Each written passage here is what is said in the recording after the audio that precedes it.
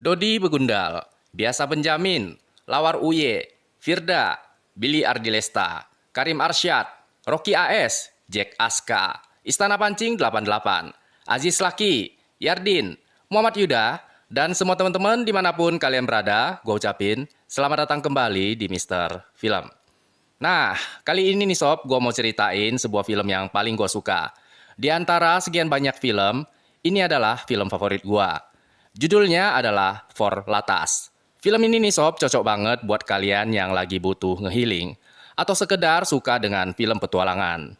Menceritakan tentang sepasang sahabat yang menempuh perjalanan sejauh ribuan kilometer mengarungi gurun Sahara demi untuk menjenguk sahabat baik mereka yang tengah sekarat. Buat teman-teman yang baru pertama kali nemuin channel ini, gue ucapin salam kenal. Selesai nontonin video ini, silahkan juga kalian kepo-kepoin video alur cerita dari Mister Film yang lainnya. Yang mau ngasih support, kalian bisa pencet tombol terima kasih. Sebelumnya, gue mau ngasih tahu ke kalian, kalau ini adalah sebuah konten spoiler. Sebaik apapun gue bawain cerita ini, mustahil gue bisa bawain sebagus film aslinya. Jadi kalau ntar kalian merasa suka dengan film ini, gue harap kalian juga nonton film fullnya. Yuk, mari kita mulai. Setiap petualangan pasti memiliki sebuah awal. Sama seperti petualangan kita kali ini, bermula ketika Tocho menyadari kalau hidupnya begitu membosankan. Tangannya memegang selembar surat, di dalamnya ada sebuah foto, Gurun Tanzruf, Aljazair, tahun 1979. Tertulis di belakang foto itu.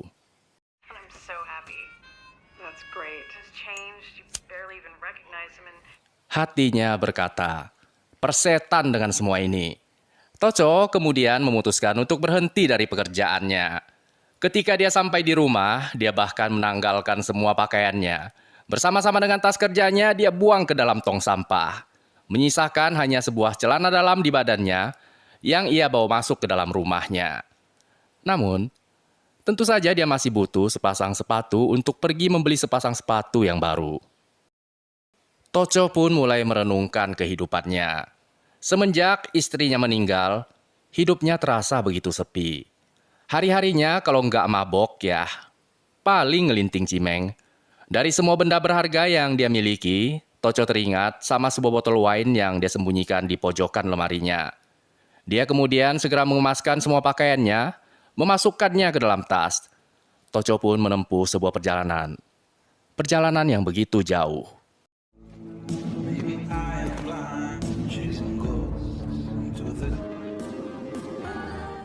Bis yang membawa dirinya itu harus melintasi beberapa kota, naik turun daerah perbukitan. Dan setelah itu Tocho masih harus melanjutkan perjalanan dengan berjalan kaki. Hingga akhirnya sampailah dia di sebuah perkebunan anggur. Tocho pun langsung menggedor pintu rumah pemilik kebun itu. Namun, tidak ada sesiapa pun yang membukakannya pintu. Tocho menunggu dan terus menunggu. Hingga akhirnya dia pun tertidur.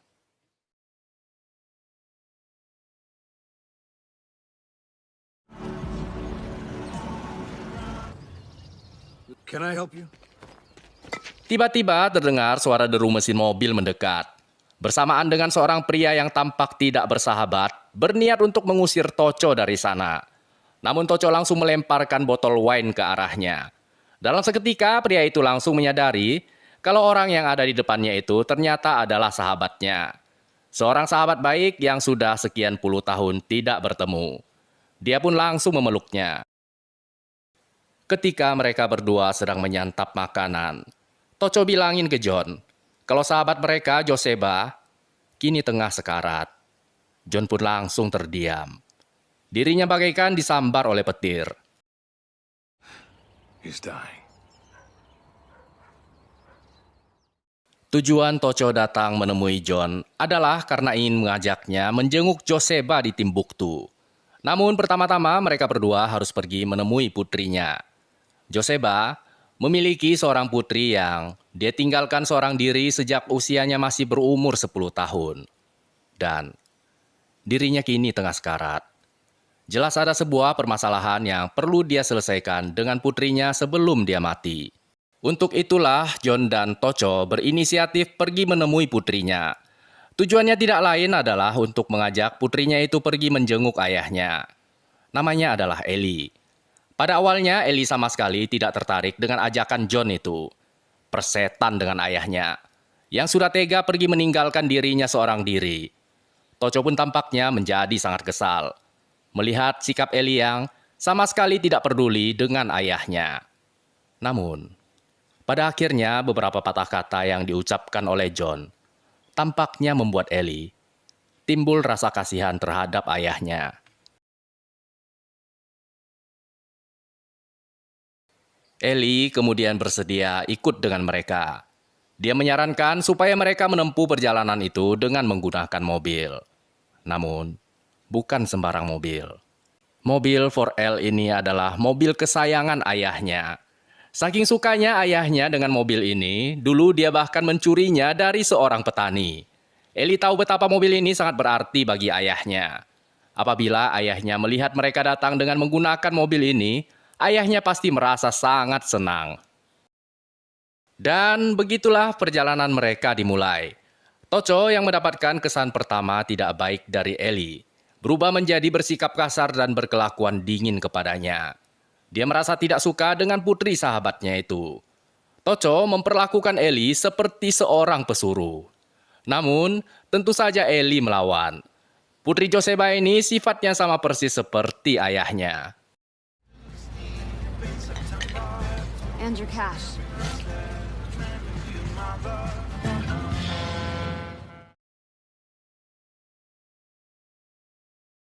Begitu menginjakkan kakinya di padang pasir, mereka pun langsung membuat sebuah video dokumentasi.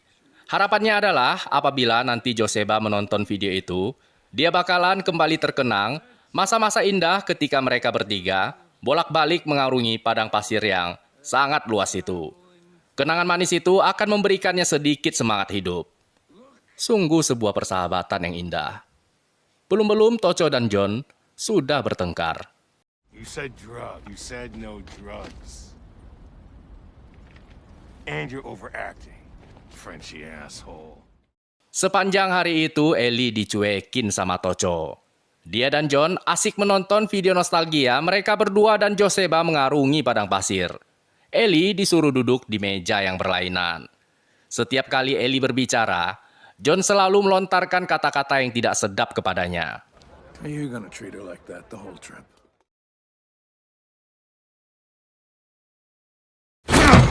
Fuck!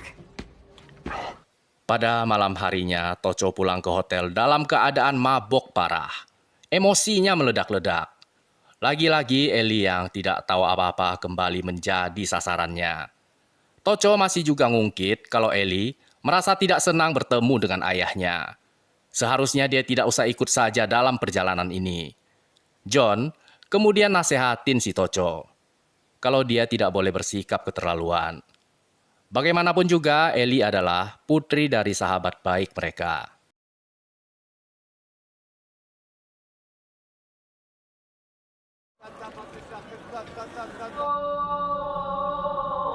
Move it. Pada keesokan harinya, Tocho bolak-balik keliling pasar buat nyariin tempat jualan cimeng. Namun tidak ada orang yang mau menjualkan ganja untuknya. Orang-orang takut melihatnya. Tiba-tiba saja, Tocho disamperin sama seorang pria yang namanya Soriano. Soriano ini kemudian nanya sama Tocho berapa banyak ganja yang dia butuhkan. Soriano ini sob, sebenarnya dia tuh bukanlah seorang penjual ganja sob. Dia tuh hanya seorang turis yang kebetulan betah tinggal di negeri ini. Ngeganja tuh cuma jadi sebuah hobi buat dia. Kalau ada turis yang nyari, ya dia jual. Ya, hitung-hitung cuan sampingan lah, begitu ceritanya. Mendengar kalau Tocho mau pergi ke Mali dengan menggunakan mobil 4L, Soriano pun kemudian bilang kalau dia mau numpang. Tanpa berpikir dua kali, Tocho langsung mengiyakan permintaannya itu. Sepertinya Tocho merasa senang karena dia ketemu teman satu hobi. Perjalanan panjang itu pun dimulai. Si John gak berhenti ngomel. Mobilnya penuh asap cimeng. Tiba-tiba saja Soriano panik seperti cacing kepanasan. Rute yang mereka ambil ini ternyata melewati sebuah pos pemeriksaan. Hold me, come on. Okay.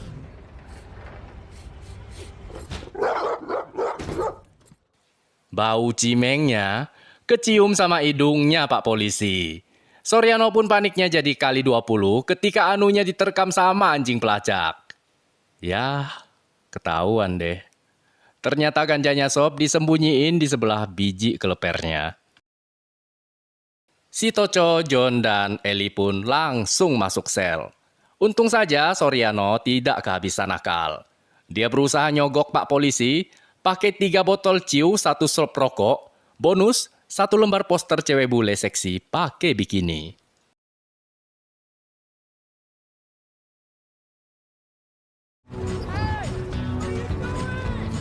Sukses boy. Sorianonya ditinggalin sama si John. Dia ngasih warning ke Toco kalau mulai detik ini jangan ada lagi yang namanya ganja. Toco pun hanya memandangi si John, dia tidak mau menjawabnya. Nyimeng dulu dia. Pada siang hari itu, ketika Toco sedang baring di kursi belakang mobil, John memberanikan dirinya nanyain Ellie, kenapa dia mau ikut dalam perjalanan ini. Ellie sempat merasa malas menjawab pertanyaan John itu. Namun, Ellie lalu bilang, kalau banyak hal dalam hidupnya yang berjalan tidak sesuai dengan keinginannya. Ditinggalkan oleh ayahnya sejak kecil, Ellie tidak punya siapapun atau dimanapun tempat untuk dia mengadu sama sekali. Dia bahkan harus tinggal di panti asuhan. Namun, bagaimanapun juga orang yang sudah ninggalin dia itu adalah ayahnya. Dan seorang ayah tetaplah seorang ayah, terlepas dari seburuk apapun perbuatan yang pernah ia perbuat. Mendengar kata-kata yang keluar dari mulut Ellie itu, Toco pun langsung merasa menyesal karena udah ngejahatin Ellie. Toco meminta maaf kepadanya. Dia mengaku kalau dia adalah seorang pria yang brengsek. Pada malam hari itu, keadaan seakan-akan langsung berubah total. Toco sudah tidak bersikap brengsek terhadap Ellie. Mereka bertiga bahkan sudah bisa menari-nari di depan api unggun sambil bercanda. Hari demi hari terus berlalu. Perjalanan yang mereka tempuh ini sungguh amat jauh. Seiring berjalannya waktu, kedekatan di antara mereka pun kini menjadi semakin bertambah. Makan sama-sama, tidur sama-sama, bahkan kencing pun sama-sama. John dan Toco merasa seolah-olah sahabat baik mereka Joseba ikut bersama dengan mereka dalam perjalanan ini melalui raga putrinya.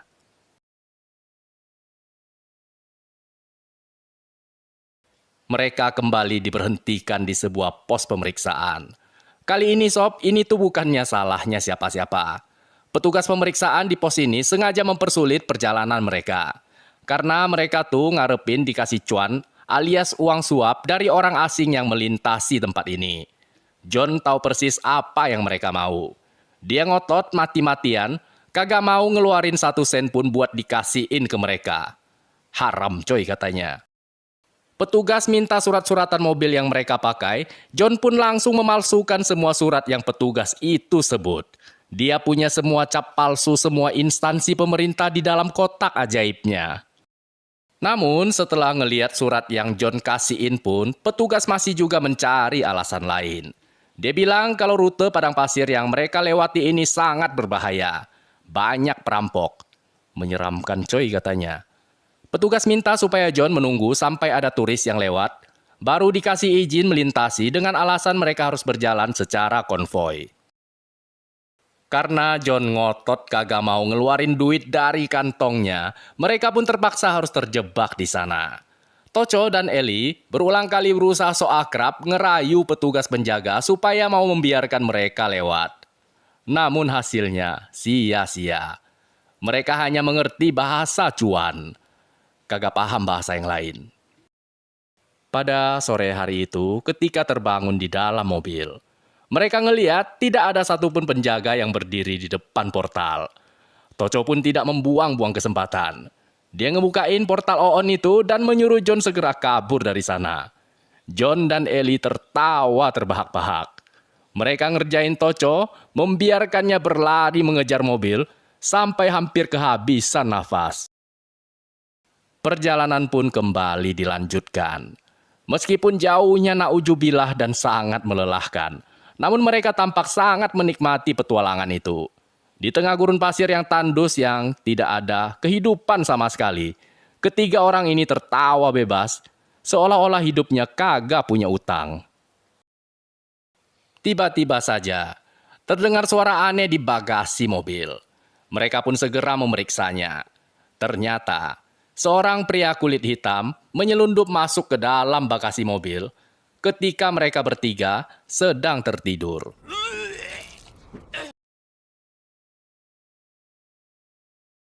Nama pria kulit hitam itu adalah Mamadou.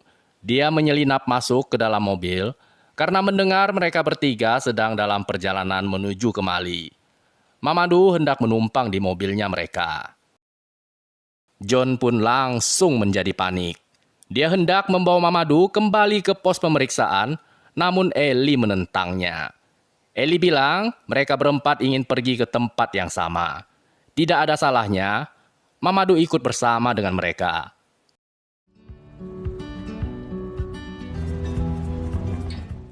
Selang tidak berapa lama, mobil yang mereka naiki, bannya, tiba-tiba saja terperosok ke dalam pasir. Mereka pun mencoba mengeluarkannya. Si John terus-terusan saja ngomel. Mungkin dia merasa tidak senang karena ada orang asing yang ikut dalam petualangan ini. Ellie pun menjadi kesal. Dia menyuruh Mamadou tidak usah membantu mereka. Let them move the fucking car.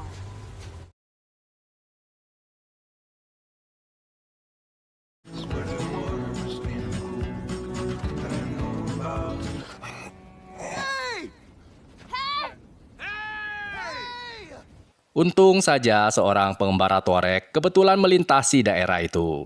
Mamadou, Ellie, dan Tocho langsung berteriak sekeras-kerasnya memanggil si pengembara. Si John, saking paniknya dia bahkan menembakkan satu-satunya flare yang mereka miliki di tengah siang bolong. Sang pengembara pun langsung mendekati mereka. Namanya adalah Akli. Dia adalah seorang suku Tuareg yang bolak-balik padang pasir untuk membawa barang-barang dagangan. Ketika mereka sedang berkenalan, sesuatu tampak menyita perhatiannya si John. Di antara sekian banyak barang dagangan yang dibawa sama Akli, salah satunya ternyata adalah komponen pecahan satelit yang jatuh dari luar angkasa. Komponen ini bernilai miliaran rupiah apabila dijual secara online. Akli pun segera menawarkan pecahan satelit itu kepada John. Tentu saja John ingin membelinya. Namun sayang sekali, mobil yang mereka naiki itu sudah tidak ada tempat untuk menaruhnya.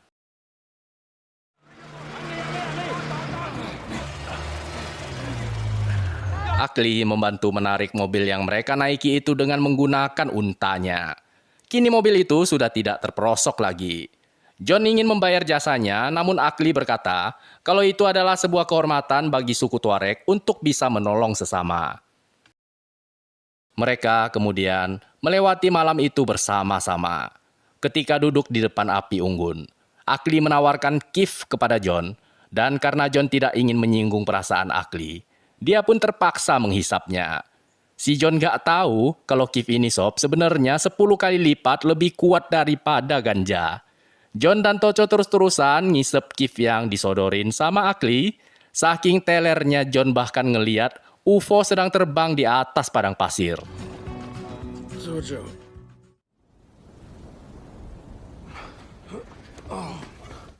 Pada keesokan harinya, Ellie terbangun dan menyadari kalau Akli sudah menghilang bersamaan dengan barang-barang yang ada di mobil mereka.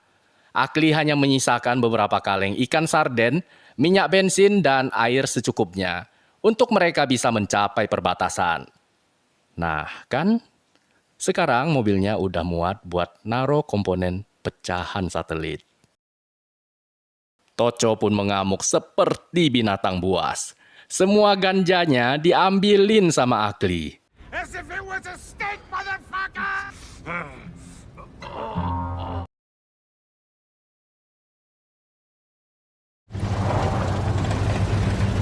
Seolah masalah yang mereka dapatkan belum cukup.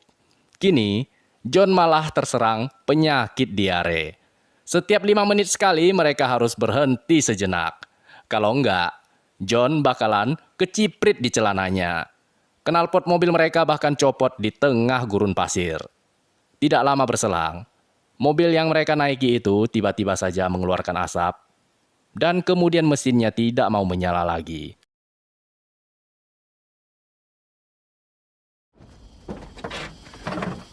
Ketika kap mobilnya dibuka, kepulan asap tampak keluar dari sana. Menurut John, ini terjadi karena radiator mobil mereka kini telah kehabisan air. Mamadou membuka tutup radiator dan langsung mengisinya dengan menggunakan air kencing. Dia pernah melakukan ini di Afrika katanya. Karena idenya ini cukup masuk akal bagi Tocho, Tocho pun langsung ikut-ikutan. Namun, mesinnya masih juga tidak mau menyala.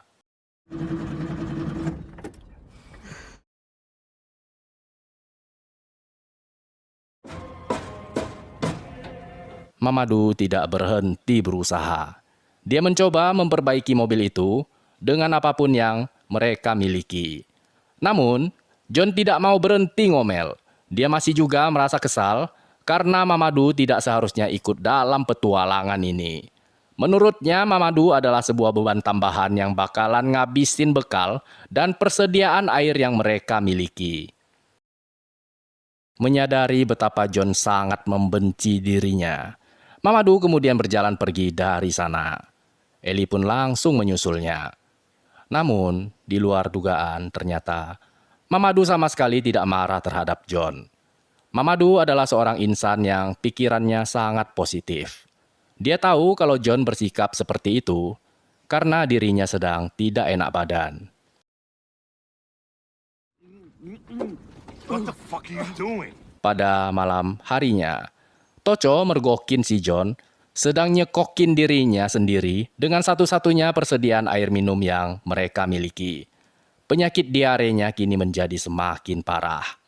Pada malam hari itu, Tocho sama sekali tidak tidur. Dia ngejagain John semalaman. Takut terjadi sesuatu kepadanya.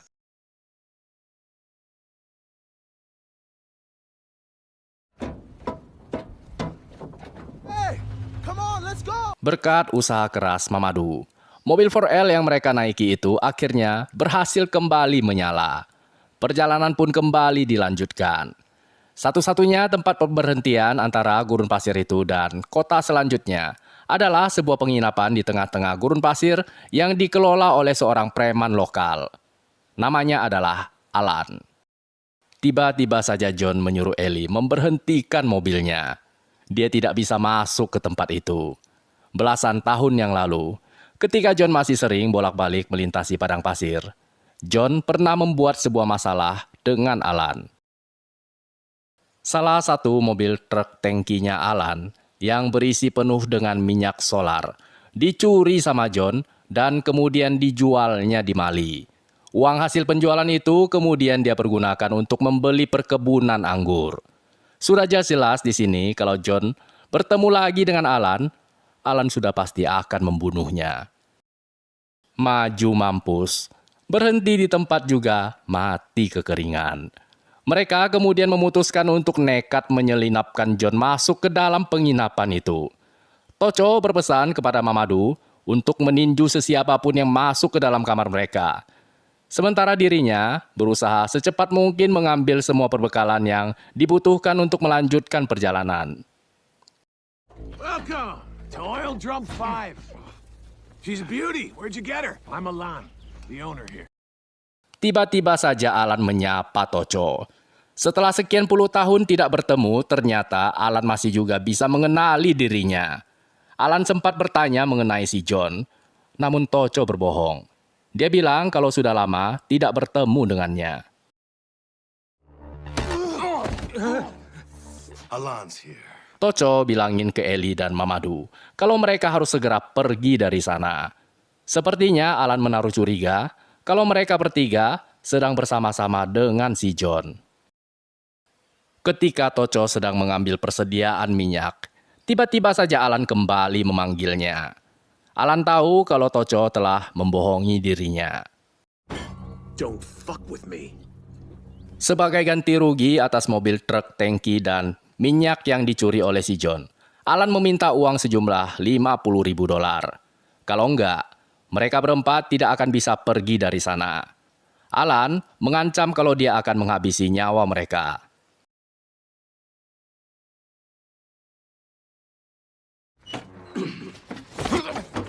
Tocho kemudian nyampein ke si John kalau Alan meminta $50.000 darinya. Di tengah nafas sekaratnya itu, John masih juga bilang kalau dia kagak sudi ngeluarin 1 sen pun untuk membayar si jahanam itu. Lagi pula seumur hidupnya dia belum pernah punya uang yang sebanyak itu. Celakalah sudah. Kini mereka benar-benar terjebak di tempat sialan ini. Tentu saja masih ada satu cara supaya mereka bisa lolos dari masalah ini. Mereka tidak perlu mati dan tidak perlu berhadapan dengan maut, yaitu dengan menyerahkan mobil 4L yang mereka kendarai beserta dengan satelit yang di atasnya. Namun, mobil itu mereka bawa untuk Joseba. Tentu saja, mereka tidak bisa menyerahkan mobil itu begitu saja. Tiba-tiba,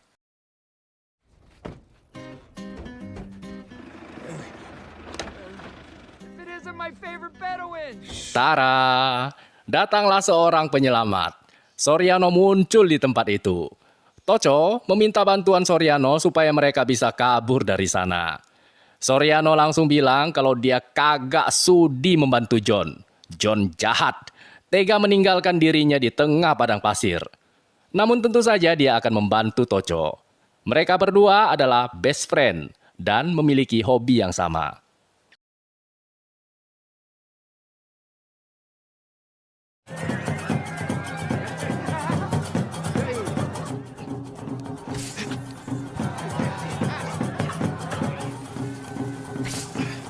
Soriano menyulap penginapan itu jadi tempat hiburan malam. Mereka party gila-gilaan. Ketika Alan sedang teler dan bersenang-senang, mereka segera memanfaatkan kesempatan itu untuk melarikan diri. Tocho benar-benar berterima kasih kepada Soriano. Dia berhutang budi kepadanya. Tocho berjanji akan membalas kebaikan Soriano apabila nanti mereka berjumpa lagi.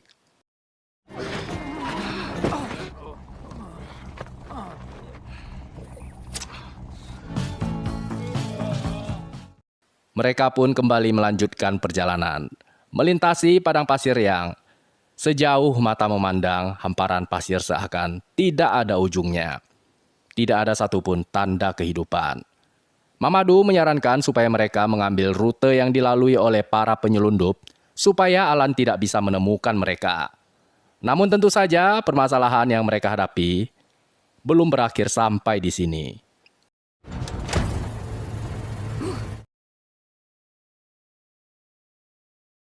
Tiba-tiba saja mesin mobil kembali mogok. Mereka kembali terjebak di tengah antah berantah. Pada malam harinya, Mamadou bilangin ke Ellie kalau besok dia akan berjalan kaki sendirian demi pergi mencari pertolongan. Mereka bertiga mungkin bisa bertahan selama 2 hari dengan persediaan air minum yang mereka miliki. Namun, tidak begitu dengan si John. Kondisinya yang sakit tidak memungkinkan dia bertahan selama itu.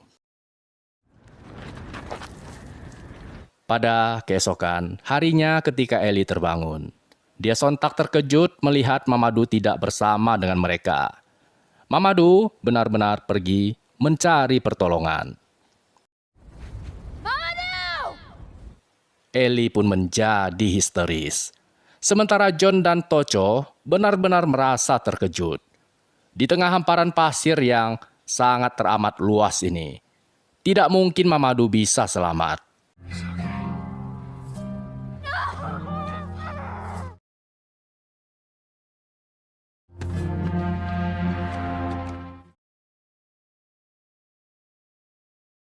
Seiring berjalannya waktu, mereka bertiga kini mulai kehabisan air minum. Mereka bahkan terpaksa harus meminum air yang ada di dalam wadah penyimpanan semprotan wiper mobil, hanya untuk demi bertahan hidup. Siang berganti menjadi malam. Malam pun berulang menjadi pagi. Sudah 2 hari, mereka terjebak di tempat ini. Di tengah keputusasaan yang melanda dirinya, Ellie berinisiatif membakar ban serep mobil demi untuk menarik perhatian. Tocho sempat ngelarang Ellie, karena dia takut Alan menemukan mereka.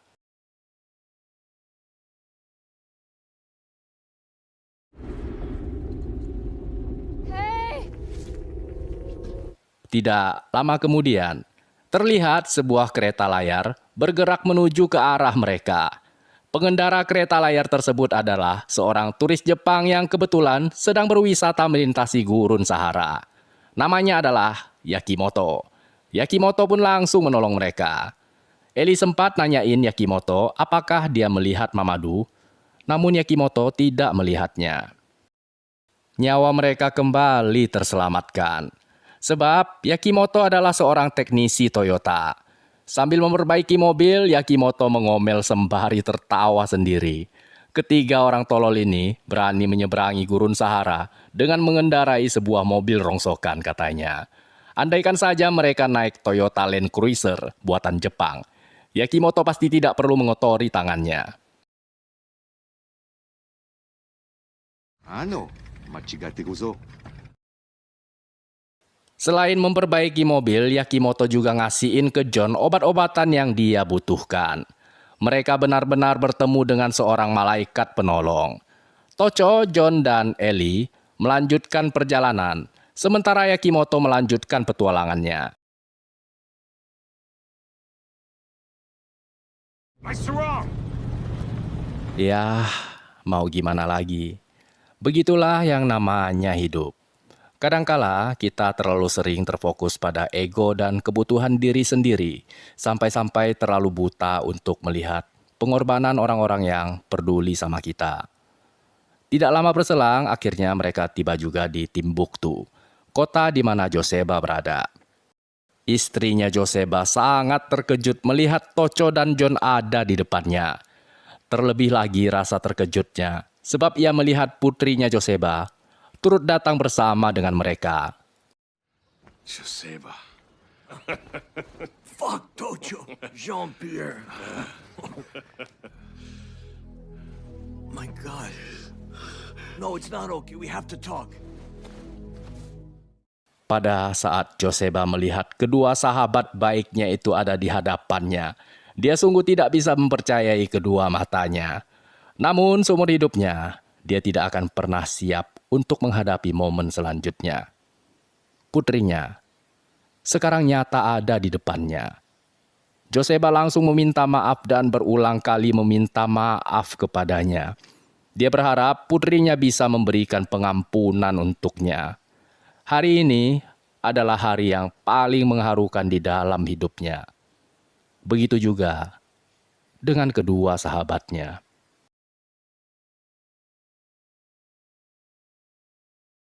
Joseba doesn't want to die. He's not gonna die. Momen haru tersebut sempat membuat Tocho tenggelam dalam perasaan emosionalnya.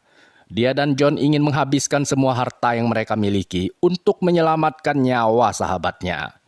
Namun Ellie mengingatkan kepada mereka berdua, kalau sebagai seorang sahabat, mereka berdua harus bisa menghormati keputusannya Joseba.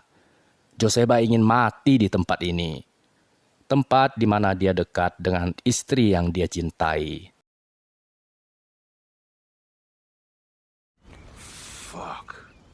Joseba kemudian nunjukin satu-satunya harta benda yang dia miliki kepada Tocho, John, dan Ellie. Dia mewariskan kapal yang ada di depannya ini kepada kedua sahabatnya.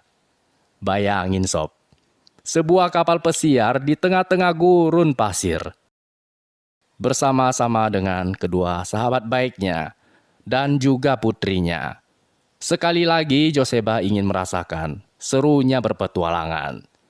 Joseba, Tocho, John, dan Ellie naik ke atas mobil 4L. Bersama-sama mereka mengarungi luasnya hamparan padang pasir untuk yang terakhir kalinya. Terima kasih banyak teman-teman. Sampai berjumpa di video selanjutnya.